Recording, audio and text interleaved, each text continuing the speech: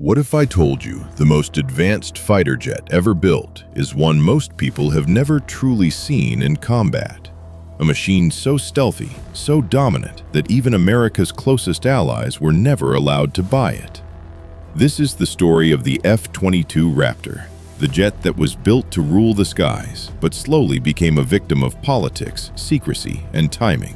When the Cold War was ending, the United States was already thinking ahead. The Air Force needed something beyond the legendary F-15 Eagle. They wanted a fighter that wouldn't just win dogfights, it would prevent them from ever happening. The result was the F-22 Raptor, the world's first true fifth-generation air superiority fighter. The Raptor wasn't simply faster or stronger, it changed the rules of aerial combat. It could supercruise, meaning it could fly faster than the speed of sound without using fuel-hungry afterburners. That alone gave it a massive tactical advantage. Its thrust-vectoring engines allowed it to perform maneuvers other jets couldn't even attempt. In close combat, it could outturn almost anything in the sky. But what truly made the F-22 different was its stealth.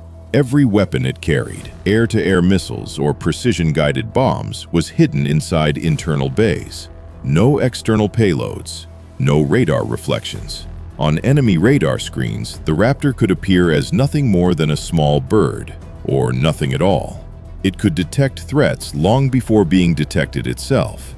In a real air war against a near-peer adversary, the F-22 wasn't just competitive, it was dominant. And yet, only 186 were ever built. None were exported, not one. Close U.S. allies like Japan, Australia, and Israel reportedly showed strong interest. They were willing to pay premium prices for access to the most advanced fighter on Earth. But in 1998, the U.S. Congress passed legislation banning the export of the F-22. It wasn't just restricted, it became illegal to sell it to anyone outside the United States. Why? Because the Raptor contained some of the most sensitive military technologies ever developed. Its radar systems, stealth coatings, electronic warfare capabilities, and manufacturing techniques were considered too advanced to risk sharing.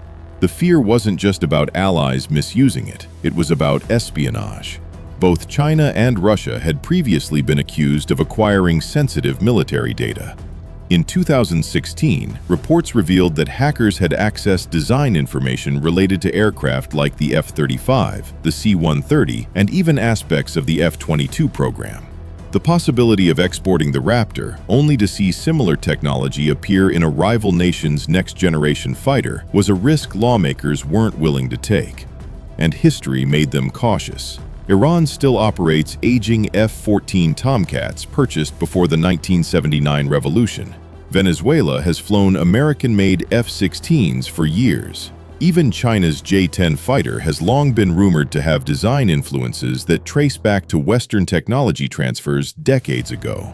Whether fully confirmed or not, these examples reinforced one idea in Washington. Once advanced technology leaves your control, you may never get it back.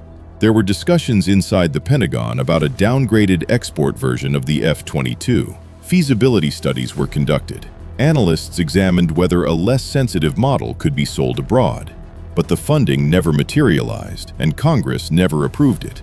The idea quietly faded away. Meanwhile, attention shifted toward the F-35 program. Unlike the Raptor, the F-35 was designed from the beginning as a multinational project. It was more affordable, adaptable, and structured for allied partnerships. Over time, it became the global stealth fighter, while the F-22 remained America's exclusive air superiority platform. But there was another twist in the Raptor's story: timing. The F-22 was engineered to dominate high-tech aerial warfare against advanced enemies. It was built for large-scale air battles against near-peer powers. Yet when it entered service in the mid-2000s, the United States was deeply engaged in conflicts in Iraq and Afghanistan.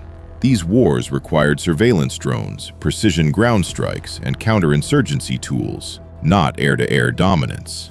The Raptor's greatest strengths, supercruise, extreme maneuverability, stealth penetration, simply weren't central to those conflicts. It was like owning a Formula One car in city traffic. Originally, the Air Force planned to build over 700 Raptors, But as defense priorities shifted and budgets tightened, production numbers were cut again and again. Eventually, the line closed at just 186 aircraft. The production facilities were dismantled, tooling was archived. The industrial chain that created the Raptor disappeared. Today, only a portion of the fleet remains mission-ready at any given time. Maintenance is complex and expensive, spare parts are limited, and as newer technologies emerge, the Air Force is preparing to transition toward future air dominance programs that may eventually replace even the Raptor. It's a strange legacy. The F-22 was too advanced to share, too sensitive to export, too expensive to mass produce, and introduced at a time when its unique capabilities weren't urgently needed. Yet many defense analysts still argue that in a high-end conflict between major powers, the Raptor would remain one of the most formidable air superiority fighters ever built. It represents a specific moment in military history, when America sought absolute dominance in the skies and was willing to build a machine that no one else on Earth could operate. The F-22 Raptor wasn't a commercial success. It wasn't widely deployed in large numbers, and most of the world never got the chance to fly it. But in terms of pure air superiority design, it may go down as one of the most capable fighter jets ever created. A warplane born to rule the skies, yet destined to remain rare, restricted, and gradually retired.